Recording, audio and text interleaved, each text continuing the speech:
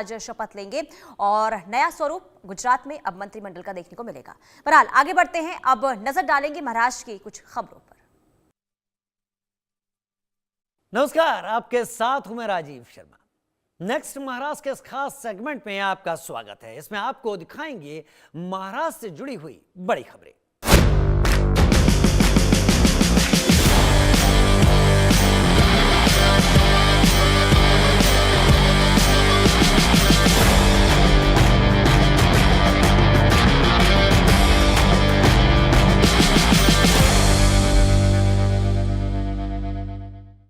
आर्थिक राजधानी मुंबई को दूसरे इंटरनेशनल एयरपोर्ट की सौगात मिल गई है। विकसित भारत की झलक दिखाता नवी मुंबई इंटरनेशनल एयरपोर्ट कई खूबियों को समेटे है।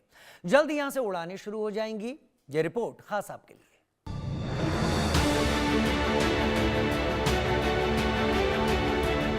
महाराष्ट्र के मुख्यमंत्री देवेंद्र फडणवीस ने प्रधानमंत्री नरेंद्र मोदी के साथ नवी मुंबई इंटरनेशनल एयरपोर्ट का उद्घाटन किया। नवी मुंबई इंटरनेशनल एयरपोर्ट को 19,650 करोड़ रुपए की लागत से तैयार किया गया है। ये एयरपोर्ट देश के विमानन क्षेत्र में मील का पत्थर साबित होगा। अहमदाबाद, सूरत, हैदराबाद जैसे शहरों से मुंबई आने वाले यात्री इसी एयरपोर्ट से इमिग्रेशन की प्रक्रिया पूरी कर सकेंगे। छत्रपति शिवाजी महाराज इंटरनेशनल एयरपोर्ट पर यात्रियों का दबाव भी कम होगा। मोदीजींनी प्रगतीच्या अंतर्गत हे एयरपोर्ट घेतल्यानंतर 10 वर्ष, मागील 10 वर्षामध्ये 8 NOC अशा होत्या त्या या एअरपोर्टच्या निर्मितीची सुरुवात करायला हव्या होत्या, पण त्या मिळत नव्हत्या। मोदीजींनी प्रगतीची पहिली बैठक ज्या दिवशी घेतली त्या दिवशी सकाळपर्यंत मुख्य सचिवांनी सांगितलं, साहेब 7 NOC आलेल्या आहेत। महाराष्ट्र को आर्थिक रफ्तार देने वाला ये एयरपोर्ट 1160 हेक्टेयर में फैला है और पूरी तरह डिजिटल और AI से लैस है। इसे देश का सबसे बड़ा ग्रीनफील्ड एयरपोर्ट कहा जा रहा है। टर्मिनल को कमल के फूल की तरह डिजाइन किया गया है। इसकी क्षमता अभी सालाना करीब 2 करोड़ यात्रियों को संभालने की है। नवी मुंबई इंटरनेशनल एयरपोर्ट से 2 लाख से अधिक नौकरियों के अवसर पैदा होने की संभावना है।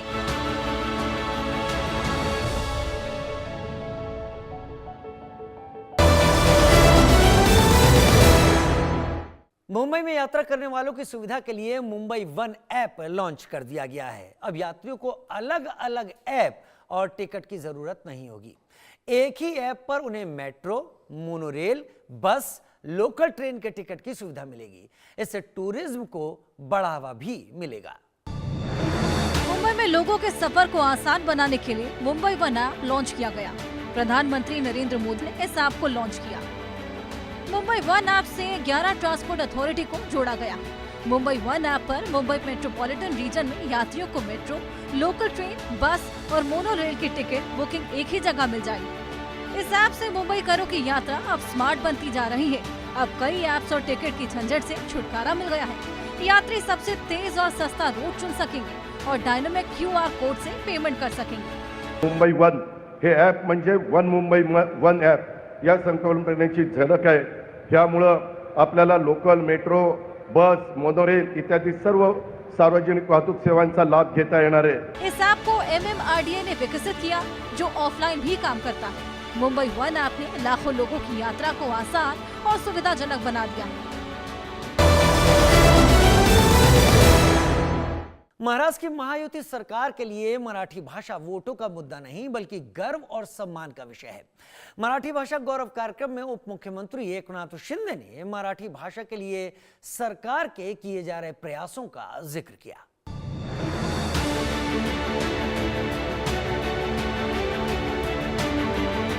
महाराष्ट्र के उप मुख्यमंत्री एकनाथ शिंदे ने मराठी भाषा गौरव पर आयोजित भव्य कार्यक्रम में मराठी भाषा के संरक्षण और संवर्धन के प्रति सरकार की प्रतिबद्धता दोहराई। उन्होंने महायुति सरकार के लिए मराठी को राजनीतिक औजार नहीं बल्कि गर्व और सम्मान का विषय बताया।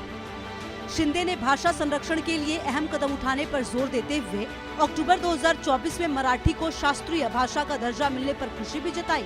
तब एकनाथ शिंदे ने मुख्यमंत्री रहते हुए केंद्र सरकार को प्रस्ताव भेजा था। उप मुख्यमंत्री शिंदे ने मराठी भाषा के विकास और संरक्षण के लिए सरकार के प्रयासों का भी जिक्र किया।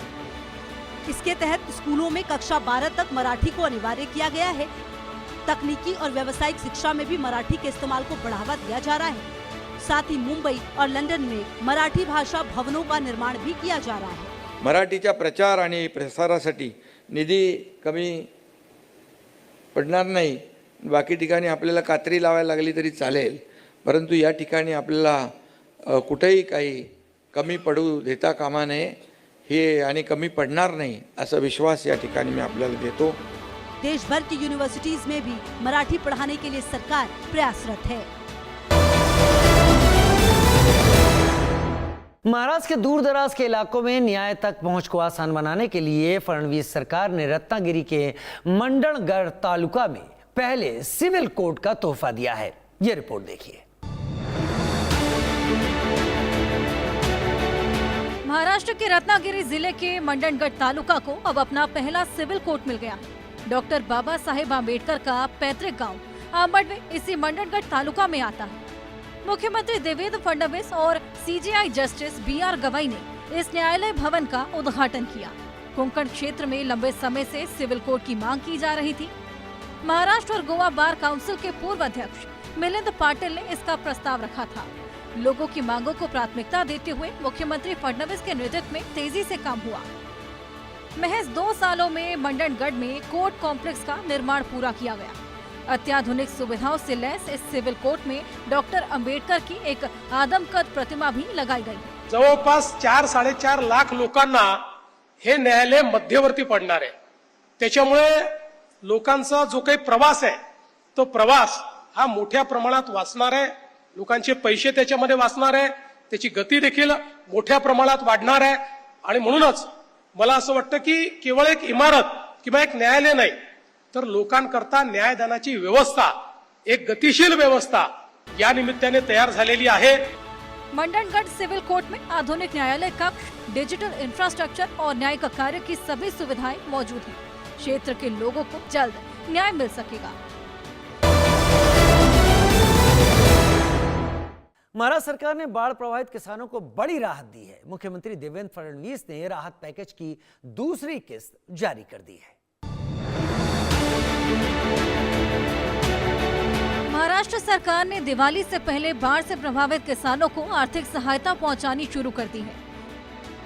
खास तौर पर मराठवाड़ा क्षेत्र में बाढ़ और फसल नुकसान से प्रभावित किसानों के लिए मुख्यमंत्री फडणवीस ने पहले ही 31,628 करोड़ रुपए की बड़ी राहत पैकेज की घोषणा की थी। योजना के तहत सरकार ने भूमि राजस्व माफी, फसल ऋण पुनर्गठन, ऋण वसूली पर रोक और कृषि पंपों के बिजली बिल माफ करने जैसे जरूरी कदम उठाए हैं। इसके साथ ही प्रभावित परिवारों के बच्चों के स्कूल और कॉलेज की परीक्षा फीस भी माफ की जा रही है। मदत मिळणं सुरू झालेलं आहे। आम्ही आता त्या संदर्भात निधीची जी काही आवश्यकता होती त्याचा पहिला टप्पा ऑलरेडी दिलेला आहे। दुसरा टप्पा देखील तात्काळ आम्ही देतो आहोत। आमचा प्रयत्न आहे दिवाळीपूर्वी जितके जास्तीत जास्त देता येईल तेवढे आम्ही देऊ। सरकार की कोशिश बाढ़ से तबाह किसानों के आर्थिक बोझ को कम करने की है, जिससे उनकी दिवाली भी रोशन हो सके। तो ये थी महाराष्ट्र की इस हफ्ते की कुछ बड़ी खबरें। महाराष्ट्र की ताजा तरीन खबरों के लिए देखते रहिए हमारी खास पेशकश